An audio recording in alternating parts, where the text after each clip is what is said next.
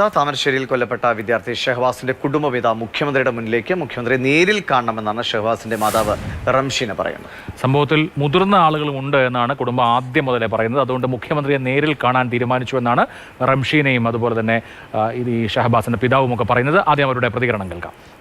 കുട്ടികൾ മാത്രമല്ല യഥാർത്ഥ പ്രതികൾ, അവരെ പിന്നിൽ മുതിർന്ന ആളുകളുണ്ട്. അന്നും ഇന്നും ഞാൻ ഉറച്ചു പറയുന്നുണ്ട്. പക്ഷേ അവരെ പേരിലോ ഒരു ആക്ഷൻ എടുക്കാനോ ഇത്രയും തെളിവുകളൊക്കെ അവരുടെ പേരിലുണ്ട്. യാതൊരുവിധ ഇതും ഉണ്ടായിട്ടില്ല. അതുകൊണ്ട് മുഖ്യമന്ത്രിയെ നേരിട്ട് കണ്ട് കാര്യങ്ങൾ അവതരിപ്പിക്കണം. ഇവിടെ കാര്യങ്ങൾ ഇവിടെ തന്നെ നിർബന്ധപ്രകാരമാണ് നമ്മളിപ്പോൾ ഒരു ഇത് ചോദിച്ച് വാങ്ങിക്കുന്നത്. കണ്ടു കഴിഞ്ഞിട്ട് നീതി കിട്ടണം ഞങ്ങൾക്ക്. അതുകൊണ്ട് മാത്രമാണ് ഇപ്പോൾ പറഞ്ഞിട്ടുള്ളത്. ഇതുവരെ ഉള്ളത് സാറ് പറഞ്ഞത് കുഴപ്പമൊന്നുമില്ല, റെഡിയിലാണ് പോകണമെന്നുള്ളത്. പക്ഷേ ഒരു കാരണവശാൽ അവർ സ്വാധീനിക്കാൻ സാധ്യതയുണ്ടെന്ന് നമ്മൾ പുറത്തുനിന്ന് കേൾക്കുന്നുണ്ട്. ആ സ്വാധീനം ഉണ്ടാവാൻ പാടില്ല. ഇതൊരു രക്ഷിതാവിനും ഇനി ഒരു അമ്മക്കും അച്ഛനും ഒരു കുട്ടിക്ക് ഉണ്ടാവാൻ പാടില്ല. ഇംതിയാസ് കരീമാണ് വിവരങ്ങളുമായുള്ളത്.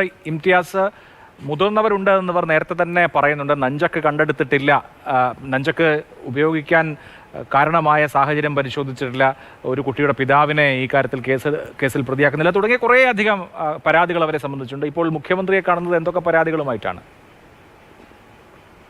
അഭിലാഷ് മോഹൻ, ദിനീഷ് മണി, ട്യൂഷൻ സെന്ററിലെ ഫെയർവെൽ പരിപാടിക്കിടെ ഷഹബാസ് കൊല്ലപ്പെട്ട സംഭവം നമുക്കെല്ലാം അറിയാം. അത്രയധികം വേദനിപ്പിച്ച ഒരു കാര്യവുമാണ്.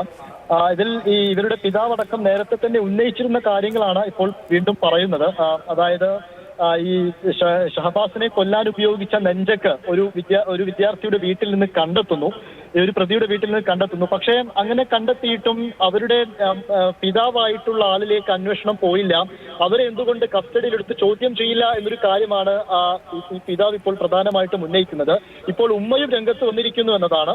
ഇവർക്ക് മുഖ്യമന്ത്രിയെ കാണണം, ഇതേക്കുറിച്ച് മുതിർന്നവരടക്കം ഉൾപ്പെട്ടിട്ടുള്ള ഒരു സംഭവമാണ് എന്ന് മുഖ്യമന്ത്രിയെ ധരിപ്പിക്കണം, ആ രീതിയിലേക്ക് കാര്യങ്ങൾ കൊണ്ടുപോകണം എന്ന് പറയുന്നു. അതോടൊപ്പം തന്നെ ഇതുവരെയുള്ള അന്വേഷണത്തിൽ അവർ തൃപ്തരാണ് എന്നും പറയുന്നുണ്ട്.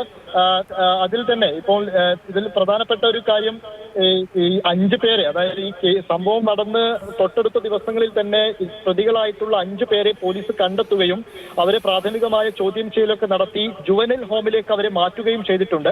അവരുടെ പരീക്ഷയും മറ്റു കാര്യങ്ങളുമെല്ലാം നടന്നു വരുന്നത് അവിടെയാണ്. SSLC പരീക്ഷ നടന്നു വരുന്നത് അവിടെയാണ് അതിനുള്ള സംവിധാനങ്ങൾ ഒരുക്കിയിട്ടുള്ളത്. ഇതിലിപ്പോൾ പറയുന്നത് മുതിർന്നവർ ഇതിൽ ഉൾപ്പെട്ടിട്ടുണ്ടോ എന്നുള്ള അന്വേഷണം നടത്തണം. വേറെ ആർക്കെങ്കിലും പങ്കുണ്ട്